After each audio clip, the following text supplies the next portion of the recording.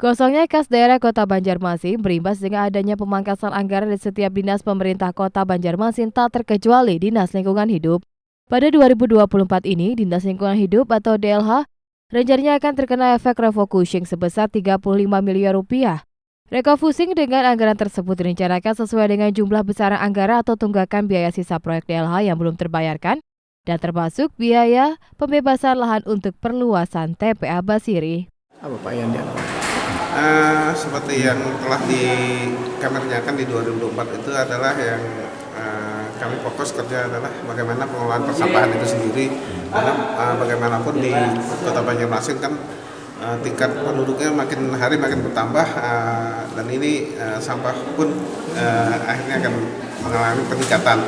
Sementara TPS kita selama ini kan makin hari makin berkurang, karena penempatannya juga agak sulit untuk baik itu di sekitar perumahan maupun lain-lain. Jadi ada beberapa pengelolaan persampahan yang disampaikan oleh dari rekan-rekan dari Komisi 3 tadi, bagaimana pengelolaan persampahan itu menjadi fokus utama untuk kegiatan DLH untuk di tahun 2024. Ya, dari usulan dari baik itu ketua DPR, PLT ketua Pak Amin, kemudian rekan-rekan dari Komisi 3 juga tadi menyampaikan bahwa perlunya alat-alat, karena bagaimanapun kalau mengandalkan kita manusia kan ada batasan-batasan tertentu, tapi kalau kita menempatkan alat-alat yang bisa sistem pengangkutan, kemudian sistem pengelolaan persampahan, maka itu akan lebih memudahkan kita untuk mengelola sampah di Kota Banjarmasin. Kan bagaimanapun sampah di Kota Banjarmasin itu kan semakin hari makin bertambah, dan ini perlu pengelolaan yang harus terukur dan harus jelas gitu.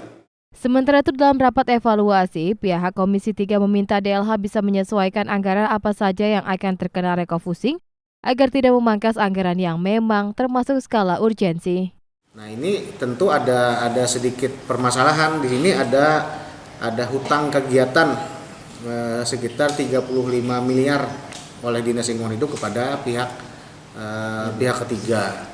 Artinya ada sekitar 10,35% yang harus kita tunaikan. Dan ini menjadi agenda yang kemungkinan besar kalau TDF itu nantinya tidak ada, ini akan jadi permasalahan di APBD tahun 2024 dengan teknis refocusing. Nah, makanya nanti tadi dalam perencanaan kami juga meminta kepada Dinas Lingkungan Hidup untuk sesegera mungkin menyiapkan ini kira-kira kalau terjadi refocusing, kegiatan-kegiatan apa saja yang mungkin akan tertunda untuk melunasi hal-hal yang menjadi kewajiban kita di tahun 2023. Terus terkait PAD itu dari target 17,6 miliar yang dapat dipenuhi oleh Dinas Lingkungan Hidup itu sekitar 14,3 miliar. Artinya ada sekitar 3 miliar 299 juta yang tidak terpenuhi atau 81,25% yang mereka bisa capai. Ini juga berkaitan karena adanya beberapa potensi yang hilang. Salah satunya dengan hilangnya kepengurusan SKTU, sekarang tidak ada lagi di Dinas Lingkungan Hidup. Itu makanya setiap tahun akan turun sekitar 1,2 miliar yang hilang potensinya. Nah, ini kami juga tadi minta sampaikan kepada Dinas Lingkungan Hidup untuk sesegera mungkin mencari potensi baru. Karena tidak mungkin kita nanti kan akan bertahan dengan potensi yang hilang ini, tentu akan terjadi pengurangan PAD kita di Kota Banjarmasin. Di sisi lain, agar bisa menutupi kekosongan anggaran, Dinas Lingkungan Hidup diharapkan pada tahun 2024 bisa meningkatkan raihan PAD. Adia Nuar, Duta TV Banjarmasin.